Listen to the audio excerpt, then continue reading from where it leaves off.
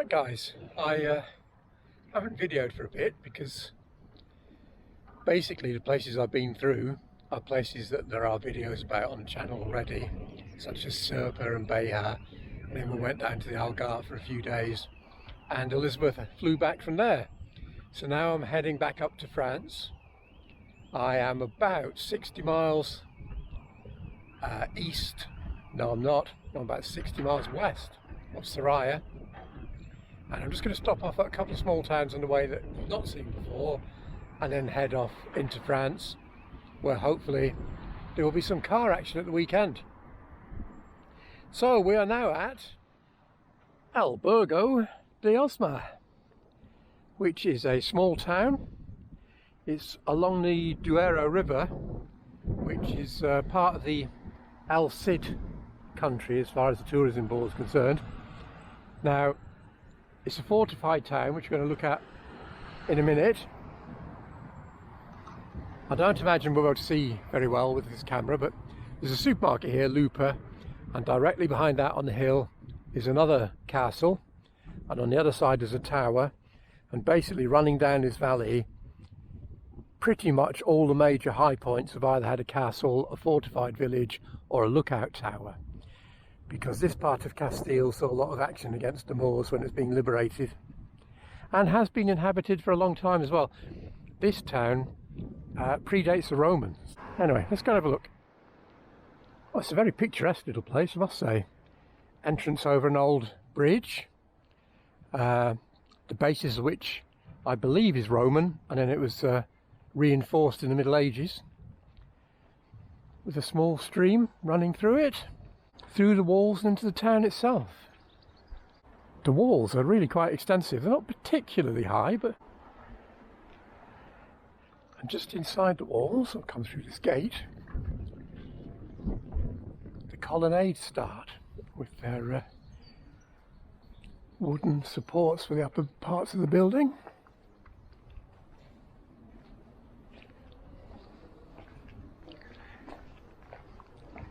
On our left is the cathedral, which we're going to have a look at in a minute. It's an interesting story around that cathedral.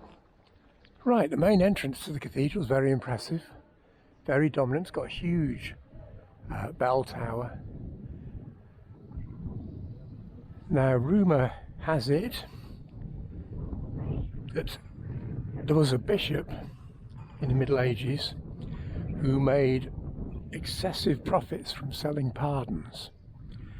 And when he died, he went to inter him in the floor of the cathedral along with the preceding dead bishops, and on the first night their souls rose up and grabbed his and threw it out because he could not tolerate spending the rest of eternity with someone of his ilk.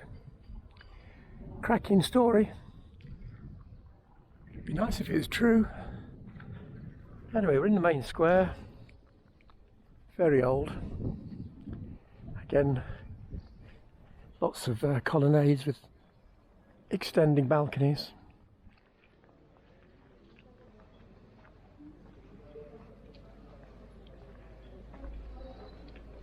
This fine building is a medieval hospital, which we're going to have a quick look inside in a minute. There's an exhibition about the history of Osama, but you're not allowed to video, so I'll just do this bit out here. Once the Romans left, because well, they didn't actually leave, I suppose. The civilization collapsed. They would have stayed around, I'm sure, lots of them.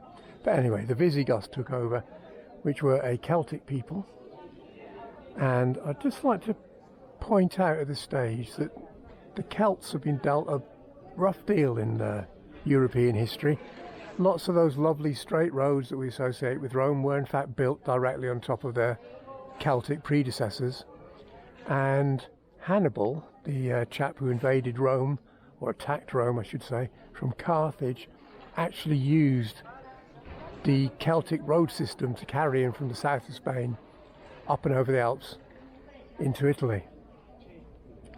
I think the reason the Celts have been ignored a bit was they relied on oral history rather than written history. The Druids, who Julius Caesar hated, if you want to look at the translations of his Gallic Wars, you'll see that he just loathed them and killed every single one he came across. They carried the Celtic traditions in their head and passed it on to the new Druids who were inducted into the sect. So when they died, the history went with it. But anyway, there is a book about Celtic road system of Europe, and the author escapes me just for a minute, but I'm sure if you put Celtic road system book, it'll come up in Google, and it's very, very interesting. Right, this is the inside of the medieval hospital. Obviously had a new roof put in over the original to make it watertight in the middle.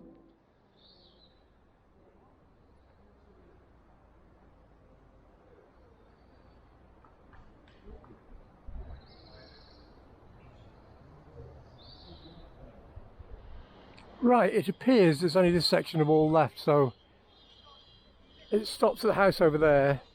There's the cathedral, and I came in right down there and round the corner. So the whole of this side still remains. There's a little bit further up as well where I walked through, but the rest of it seems to have been demolished by the arrival of the new town on our left. But an interesting little place, well worth stopping up. And the other thing is, I just noticed up in the sky, in the valley of the Duero, which I came through over here, there were loads and loads of, well, I suppose you call them buzzard type birds, with the frayed feathers at the end of the wings, dozens and dozens of them. So, any decent bird watcher would probably be able to tell me what they were had I filmed them, but there you go. They even have a handy car park, suitable for my caravans, right outside the walls, and next to that supermarket we saw earlier. I think you can stay the night, but I won't be. We'll be moving on to our next little village. Right, stop number 2, Barranca del Duero, which has a camp stop apparently, but I can't find it at the minute. But anyway, as you enter the village, you've got this ancient church with a wooden portico held up by rather rustic tree trunks. Let's see if we can get a date. It looks pretty old. 16th century, so it dates back to the 1500s.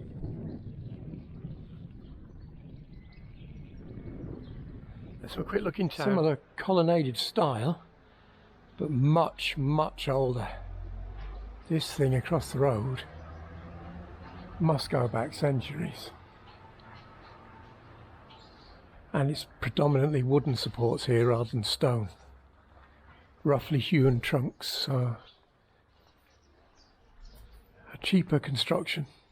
But up there is what the town is famous for, a massive castle. We'll get to look at the walls in a minute as we turn this corner.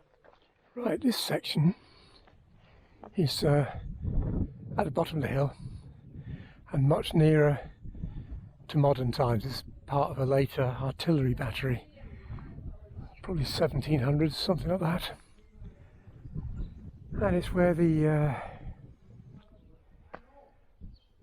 Office of Tourism is, where I was going to try and find out about the campus stop, but sadly it is again shut, and there is no indication of where the campus stop is, which is unfortunate. But where I came in, where I think it is a very narrow road, and it's completely closed, dug up. So anyway, we now have to go down there and round to try and find the earlier walls. Right, this is the best I can do, I'm afraid, close as I can get. We've got the original curtain walls with the very closely spaced together towers, which is very El Cid, isn't it? Very much of this region. And they continue along to the modern section where the artillery battery was. And then up top you have the original castle, some of which goes back to the Moors, some of which is medieval, and some of which is rebuilt later. It looks to be a really interesting place, but sadly it's all shut. I don't know why, but everything is. Castle, tourist office, everything. So a bit of a wasted trip really, other than standing here with you looking at this. So down there is where the campus stop's meant to be, so I'm going to take a walk and see if I can find it. But you need tokens from the tourist information for electric anyway, and as I said, they're shut. So I'll be moving on, but my curiosity is piqued and I want to find out where this place is. Right, I found it. 10 slots, 4 with electric, You can just see the castle in the distance, and it is down the road that's closed off because the road works. Hence, it's empty, which is a shame because it's nice and peaceful out here. Nice views all around in the hills. Never mind, I'll have to find somewhere else. A modern version made of concrete, and it's a little bit further on, a very old one with all the carvings in the stone. And what is it? A cultural centre.